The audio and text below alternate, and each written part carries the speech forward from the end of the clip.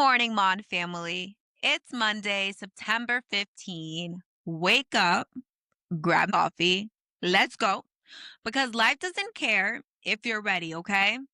Wrong terminal, forgotten dresses, canceled shows. I lived through it all this week, but I still showed up, and so did you. And that's a win. So today we're talking about presence because if you're stuck replaying yesterday, or stressing about tomorrow, you're missing the blessing that God already handed you today. And trust me, He dragged me through enough chaos to prove that. And before you clock me again, talking about fall in September, yeah, I already had my pumpkin spice latte. Judge me later. And it was hot, not cold. And I even got a beanie to prove to you how much I enjoy fall in September.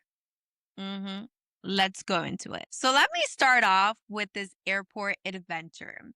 So my dad, he was dropping me off at the airport, daddy's little girl, making sure I'm safe. And listen, I trust my dad. He's confident. And he was like, yeah, United is always in this terminal. And he was talking about Terminal C, which, I mean, he was right.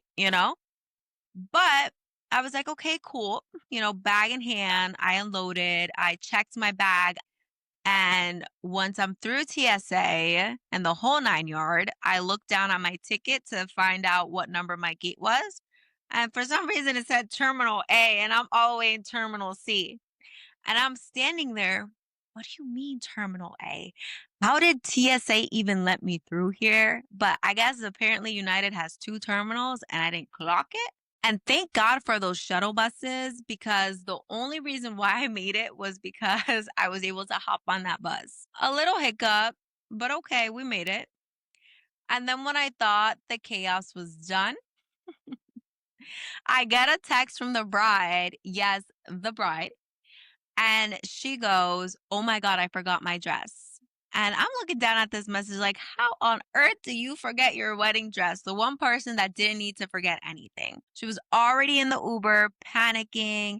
And she said, I was going to call you because the Uber only spoke Spanish. And then we were even surprised since she had to do a whole U-turn. The Uber took her back home. Uber didn't call the police or something. Or don't they call the police to check in, like if you're not in the right route? Well, we were surprised that didn't even happen. But I guess she was close enough. And I guess Uber knew, hey, this is a bride, she forgot her dress. And then I was like, you know what? Made it to the gate. Bride got her dress, landed in Vegas. We're finally going to get this vacation started. When we finally landed in Vegas, wrong terminal again. And I don't know how I even did it. I was meeting with the other bridesmaid and she was at a different terminal. And for some reason, I've been to Vegas already 3 times, and I did not know how I thought baggage claim was on one terminal. But anywho, I was like, okay, like, what terminal are you at? And I went to her, and then I was looking for my bag, and I'm like, oh my God, wrong terminal. She even looked down on my phone again, and she said, girl, we're not supposed to be here. So there I was, took that train to another terminal. But, at that point, I just had to laugh because isn't that life? Wrong terminal, forgotten dresses, lost bags, but somehow I still showed up.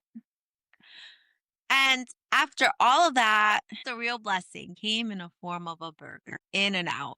And if you're from the West Coast, In and Out slaps because that was the first thing that I did when I touched down was to get that burger. And let me tell you, after all of that chaos, that burger felt like a blessing.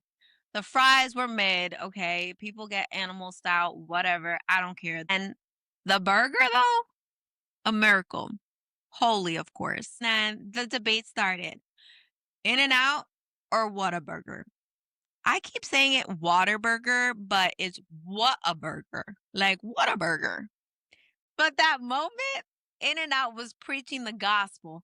God said, daughter, you've been through enough. Here's a double double. And then after reflecting on everything that had happened, it really hit me. And I thought about something that my mom always says. And she goes, Tú no sabes lo que Dios te evita. Basically saying, you don't know what God's keeping you from. Maybe the delay is keeping you out of harm's way. Maybe if you're trying to be out the house by 6, but you didn't leave until 15 minutes later, that could have just prevented you from having the accident. I mean, you just have to look at it from a positive standpoint. That reroute is building your patience, or it could be preparing you for something greater. At that moment, obviously, that was very frustrating. I was running around the airport like I was home alone. But when I look back and think, I was like, okay, God, maybe you were making me stronger in the storm. Maybe you were teaching me to be present in the middle of the chaos. And if you think that was enough chaos, Vegas said, nah, let me humble you one more time. And after that one more time, he did it one more time. But this is just the beginning of the third time. So we're all hyped up, we were doing a batch and it was also a wedding, all on that same weekend. So we're hyped up for this bachelorette, our outfits on point, makeup glammed up, party buzz. The energy, was through the roof. We were dancing. We were having so much fun. We're getting ready for the show. Our stomachs were full. We had just had pasta to fill ourselves with some carbs right before we start drinking. We pull up to the venue. We're like, we're here for the 10 p.m. show. And the staff looked at us like we were speaking another language. And it was like, oh, you're ordering sushi? And this is McDonald's. And she was like, there's no 10 p.m. show. The only show tonight was at 8. At 8, we were eating our dinner. Let's just put it that way. And I'm like, wait a minute. I spent the last 3 months planning this whole bachelorette for this person to tell me there's no 10 p.m. show. I was like, wait a minute, because the coordinator, the guy who actually booked everything for us, had the itinerary planned out for us. And I even had the whole itinerary, down to the minutes.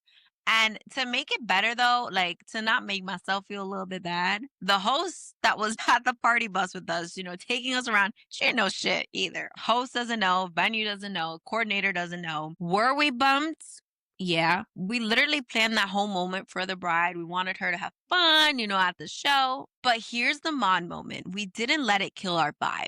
We laughed, we pivoted, we made memories anyways. And looking back, that's what stuck. Not the show miss, but how we kept showing up for each other.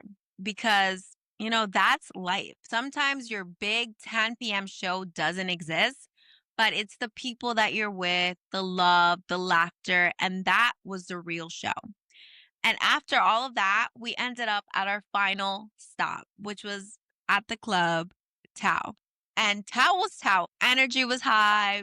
The music was good. The drinks were flowing. We danced it out because if it's one thing about us, we're not letting anything ruin our night. And the bride was happy at the end of the day. Also, I almost forgot when I had checked in that day, my brother, being the nosy brother that he is, he was like, hey, like, let me see your room.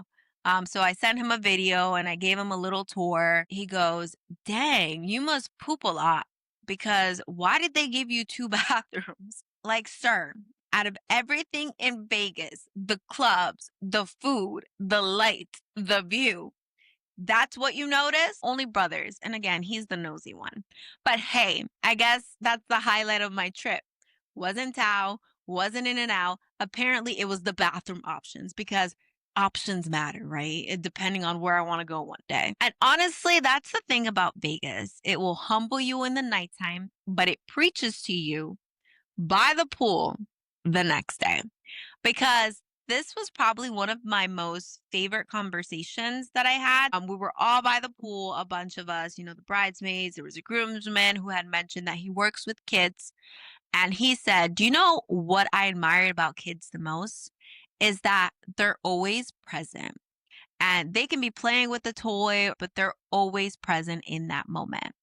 And he was right because kids don't live in the yesterday. They don't live in tomorrow. They live right now. But us, we're professionals at stressing over tomorrow. We replay conversations from last week. We stress over bills for next week. Or if we're students stressing about, what happened in the past, or, you have this big final exam coming up. And the thing is that we're already worrying about battles we haven't even stepped into. And I'm always backing things up with Jesus. And I think this verse just really hit me and could probably be on a bug, to be honest. And it's Matthew 6:34. Therefore, do not worry about tomorrow, for tomorrow will worry about itself. Each day has enough trouble of its own. And that's God giving us permission to stop trying to play his role. Because the truth is, God already is in your tomorrow. He's already handled your yesterday, which means your only job today is to show up today. So maybe you walked into this Monday overwhelmed, replaying something that you can't change, but stressing about something you can't control. Hear me out when I say this.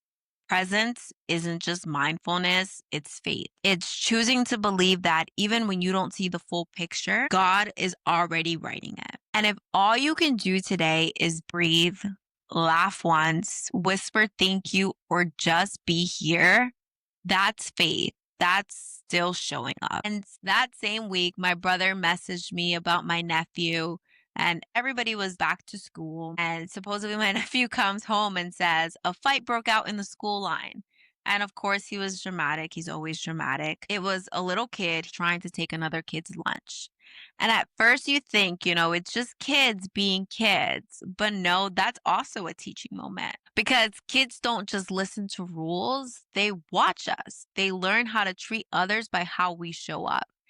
And it hit me because it just wasn't, two kids fighting over food. It was a mirror because sometimes many of us as adults, we're still doing the same thing, just in different ways. We're fighting over recognition at work. We're competing for validation. We're tearing someone down to feel a little bit taller, acting like blessings are sacred, like we have to snatch them out of each other's hands. But the truth is, that's mindset. It doesn't come from strength, it doesn't come from emptiness. It comes from not knowing you're enough. When you know you're enough, you don't steal, you shine. But here's the shift. God has already promised you abundance. Stop fighting for a seat at the table. God already reserved one with your name on it. You don't have to compete with somebody's portion when the plate has your name on it. So my prayer is this, that God helps you. I don't have kids, but you, and in the future, me, raise kids and adults who choose kindness, who choose to love over competition, who know that they're already enough so you don't have to take away from anybody else. And that's why this Self-Love Monday is so important because, for lack of a better term, bullying, whether it's in a playground or in a workplace, it always comes back to the same root, not knowing your worth. So this week, I want you to speak life over yourself. Remind yourself daily, I am enough, not because of what you do, not because of who notices, because God already called you worthy. Write it down, put it on your bathroom mirror, set a reminder on your phone, whisper it before you walk into work, and say, I am enough. Because when you know your worth, you stop living out of fear. You stop clawing for scraps. You don't compete, you complete. You don't steal, you celebrate. You don't tear down, you build up. And that's how we all win.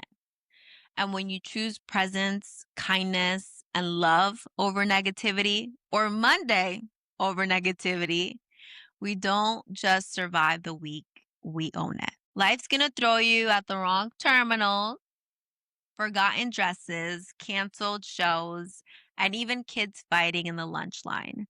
But every single one of those moments, it's an opportunity to laugh instead of stress, an opportunity to pivot instead of quit, an opportunity to teach kindness instead of letting meanness win. And through it all, God is saying, stop worrying about tomorrow because presence isn't about slowing down, it's about faith.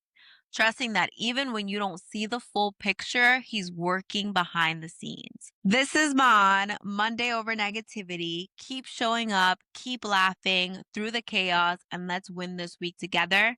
And remember, this is your Mon too. Please share your stories, DM me. I want to hear your Mon moments. And if you like the beanie, if you like the merch, coming up real soon. Same time, same place. Bye now. Ra-da-da-da. People swear by what a burger. Water. People swear by what a burger.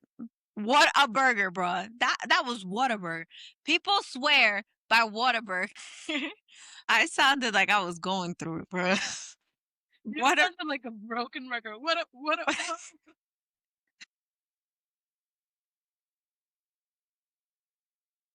you need water, girl? I got some water. All seen the hungover. Hungover, hangover. We all seen the hangover tomorrow. Guess who's not a guess? That's a tongue twister. Battles we haven't even stepped into. Hello? Drink some water. I'm out of water. That's fine. Is my voice bad though? Damn it. I'll go get a water. Practice while I'm gone. Okay. 6:34 on a Wednesday. 6:34 on a Wednesday. Mon, mon, mon, mon, mon, mon, mon, mon, mon, mon, mon, mon. You hear him out? What do you say? He said, did you guys forget I was here? Well, he forgets about us all the time.